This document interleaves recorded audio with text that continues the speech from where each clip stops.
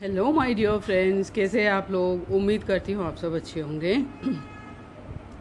Chapter number 11, the town walker, from the book thief, written by Markus Zusak. The rot started with the washing, and it rapidly increased. When Liesel accompanied Rosa Huberman on her deliveries across Mulching, one of her customers, Ernst Vogel, informed them that he could no longer afford to have his washing and ironing done. The times he excused himself. What can I say? They are getting harder. The war's making things tight. He looked at the girl. I am sure you get an allowance for keeping the little one, don't you? To Liegel's dismay, Mama was speechless.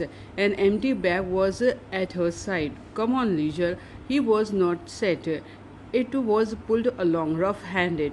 Vogel called out from his front step. He was perhaps 5'9", and his greasy scraps of hair swung lifelessly across his forehead. I am sorry, Frau Huberman. Liegel waved at him. He waved back. Mama castigated.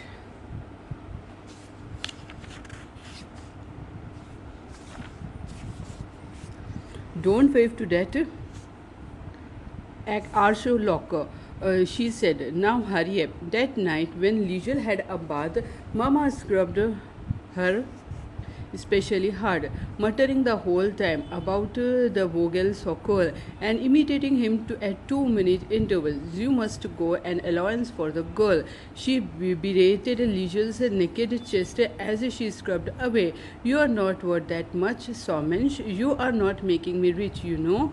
Liesel sat there and took it.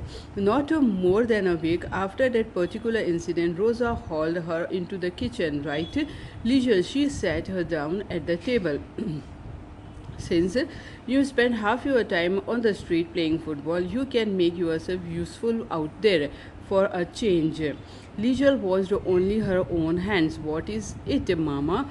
From now on, you are going to pick up the deliver the washing for me. Those rich people are less likely to fire us if you are the one standing in front of them. If they ask you where I am, tell them I am sick, and look sad when you tell them you are skinny and pale enough to get their pity. Herr Vogel didn't pity me. Well, her agitation was obvious. The others might, so don't argue. Yes, Mama, for a moment it appeared that her foster mother would comfort her or pat her on the shoulder. She did not much think. She didn't know much, so she did no such thing. Instead, Rosa Hummerman stood up, selected a wooden spoon, and held it under Liegel's nose. It was a necessity as she was concerned. When you are out of there on that street, you take the bag or to each place and you bring it straight home with the money, even though it's next to nothing. No going to Papa if he is actually working for once. No mucking around with what a little so-called Rudy Steiner straight home. Yes, Mama, and when you hold that bag, you hold it properly. You don't swing it, drop it, crease it, or throw it over your shoulder. Yes, Mama. Yes, Mama, Rosa Huberman was a great imitator and a fervent one. You did better, no, Somesh. I will find out if you do. You know that you don't. Don't you? Yes, Mama. Saying those two words was often the best way to survive, as was doing what she was told. And from there, Liesel walked the streets of Molching, from the poor and to the rich, picking up and delivering the washing.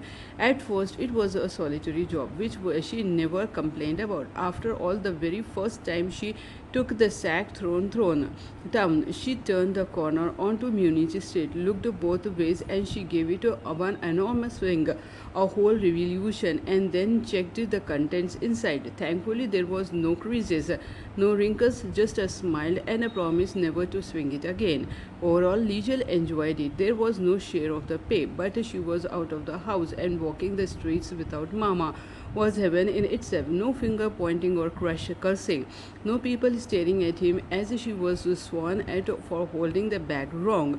Nothing but serenity. She came to like the people too. The Paffel who was inspecting the clothes and saying Jaja Seher Gat Gat Gut seher gut. Liesel imagined that they did everything twice.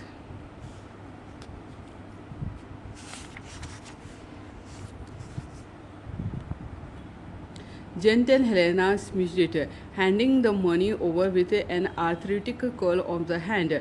The Weingartners, whose bent whiskered cat always answered the door with them. Little Goebbels, but that's what they called him after Hitler's right hand man. And Frau Hermann, the mayor's wife, standing fluffy head and shivery in her enormous cold air doorway, always silent, always alone, no words, not once. Sometimes Rudy came along. How much money do you have there? He asked one afternoon. It was nearly dark and they were walking onto Himmel Street past the shop. You have heard about Frau Diller, haven't you? They say she's got lollies hidden somewhere and for the right price. Don't even think about it. Liesel, as always, was gripping the money hard. It's not so hard for you. You don't have to face you don't have to face my mama. Rudy shrugged. It was worth a try. In the middle of January, schoolwork turned its attention to letter writing. After learning the basics, each student was to write two letters, one to a friend and one to somebody in another class. Liesel's letter from Rudy went like this. Dear Somesh, are you still as useless as football as you were the last time we played? I hope so. That means I can run past you again just like Jesse Owens at the Olympics. When Sister Marla found it, she asked him a question very amiably. Sister Maria's offer. Do you feel like visiting the corridor, Mr. Steiner? Needless to say, Rudy answered in the negative, and the paper was torn up and he started again. This time it was written to someone named Liesel and inquired as to what her hobbies might be. At home, while completing a letter for homework, Liesel decided that writing to Rudy or some other soccer was actually ridiculous. It meant nothing. As she wrote in the basement, she spoke to Papa, who was repainting the wall again. Both he and the paint fumes turned around was wheezed. Now this was the roughest form of German a person could speak, but it was spoken with an air of absolute pleasantness. Yeh, what? Would I able to write a letter to Mama? A pause. What do you want to write a letter to her for? You have to put up with her every day. Papa was a schmunzeling. A sly smile. Isn't that bad enough? Not that, Papa, she swallowed. Oh, Papa returned to the wall and continued painting. Well, I guess so. You could send it to what's her name? The one who brought you here and visited those few times from the foster people. Frau Henrich. That's right. Send it to her. Maybe she can send it on to your mother. Even at the time, she sounded unconvincing, as if he wasn't telling Liesel something. Word of her mother had also been tight-lipped on Frau Heinrich's brief visits. Instead of asking him what was wrong, Liesel began writing immediately, choosing to ignore the sense of a foreboding that was quick to accumulate inside her. It took her 3 hours and 6 drafts to perfect the letter, telling her mother all about Molching, her papa and his accordion, the strange but true ways of Rudy Steiner, and the exploits of Rosa Huberman. She also explained how proud she was that she could now read and write a little. The next day she posted it to a Frau Diller's with a stamp from the kitchen drawer, and she began to wait. The night she wrote the letter, she overheard a conversation between Hans and Rosa. What she is doing, writing to her mother. Mama was saying. Her voice was surprisingly calm and caring. As you can imagine, this worried the girl a little great deal. She had have preferred to hear them arguing, whispering adults hardly inspired confidence. She asked me, Papa answered, and I couldn't say no. How could I? Jesus, Mary, and Joseph. Again with this whisper. She could just forget it. Who knows where she is? Who knows what they have done to her? In bed, Liesel hugged herself tight. She balled herself up. She thought of her mother and repeated Rosa Huberman's questions. Where was she? What had they done to her? And once and for all, who in actual fact were there? यहाँ पे हमारा chapter number 11 finish होता है। यहाँ हम मिलेंगे chapter number 12 में dead letters.